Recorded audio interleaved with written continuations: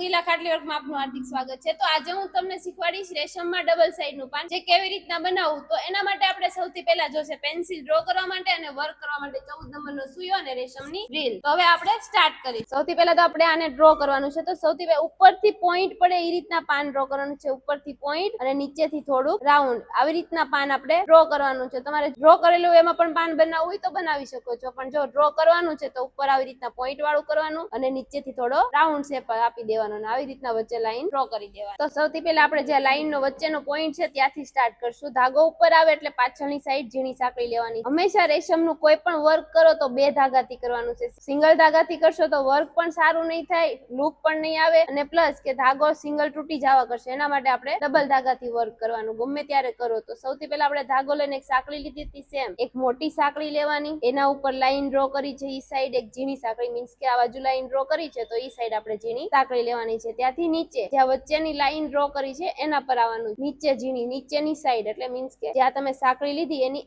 આ સાઈડ નીચેની સાઈડ સાંકળી લેવાની છે ઝીણી। ત્યાંથી પાછું અહીંયા ઉપર એની ઉપર ઝીણી સાંકળીને અહીંયા। હવે અહીંયા એક બીજી વસ્તુનું ખાસ ધ્યાન રાખવાનું છે, તમે અહીંયા જ્યારે સાંકળી લો છો તો અહીંયાથી જેમ બને એમ નજીક નજીક રાખવાનું છે ને અહીંયાથી ઉપર ઉપર જવાનું છે, જેથી ઉપર જતા પાન એકદમ ક્રોસ બની જાય। જો અહીંયાથી તમે નજીક નજીક નહીં રાખો, અહીંયાથી ઉપરથી જેટલું તમે દૂર દૂર લો છો અહીંયાથી ઉપરથી એટલું જ અહીંયા દૂર લેશો તો પાન આગળ જતા સીધું થઈ જાય। એના માટે જેટલું ઉપરથી ઉપર જાવશો એટલું જ નીચે નજીક નજીક રાખવાનું છે। આવી રીતના આપણે કન્ટિન્યુ પાન બનાવવાનું છે। આપણે વચ્ચે આવી ગયા છીએ તો અહીંયાથી એક વસ્તુ ખાસ ધ્યાન રાખવાની છે, અહીંયા વચ્ચે એક્ઝેક્ટ આપણે વચ્ચે આવી ગયા તો એનાથી ઉપરની સાઈડ એક ઝીણી સાંકળી લેવાની છે અને નીચે ઉતરવા જ્યાં ઝીણી સાંકળી ને મોટી સાંકળી છે એની બાજુમાં ઝીણી સાંકળી લેવાની છે, મીન્સ કે આ ઉતરવા સાઈડ। ત્યાંથી પાછું અહીંયા નીચે આવો તો અહીંયા સાંકળી આપણે જ્યાં એન્ડ થયો તો એની નીચે જ ત્યાં આ સાઈડ લેવાનું છે ઝીણી સાંકળી, મીન્સ કે તમે અહીં નીચે આવો છો તો અહીં નીચે જ્યાં પૂરું થયું હતું એની નીચે ઝીણી સાંકળી લેવાની। ત્યાંથી પાછું સેમ એટલી ક્રોસ જે સાંકળી લીધી ત્યાંથી એક ઉપર ઝીણી સાંકળી ને એક નીચે સાંકળી। હવે આ 2 સાંકળી શું કામ લેવી પડે તો કે તમે અહીંથી ઉપર જાવશો, અહીંથી ઉપર જાવશો તમને ખબર છે કે આ સાંકળીની ઉપર જ અહીંયા આવશે, આ સાંકળીની ઉપર જ આવશે, અહીં નીચે ઉતરશો તમને ગેપની કેમ ખબર પડશે કે કેટલો ગેપ રાખીને નીચે ઉતરવું। એના સપોર્ટ માટે આ 2 સાંકળી લેવાની છે, એક ઉપર ઝીણી સાંકળી અને એક નીચે ઝીણી સાંકળી। આવી રીતના આપણે સપોર્ટ લેવા 2 સાંકળી લેવાની, અહીંયા નીચેની સાઈડ એક સાંકળી લેવાની। આવી રીતના આપણે નીચે પણ કન્ટિન્યુ પાન બનાવવાનું છે, એક પછી એક આપણે સાંકળી લેવાની છે। હવે જો આપણું આ પાન પણ કમ્પ્લીટ થઈ ગયું છે, આ લાસ્ટ સાંકળી છે પાનની। હવે તમને એમ થશે કે આ બંને બાજુ જગ્યા છે તો એના માટે તમારે જગ્યા રહે તો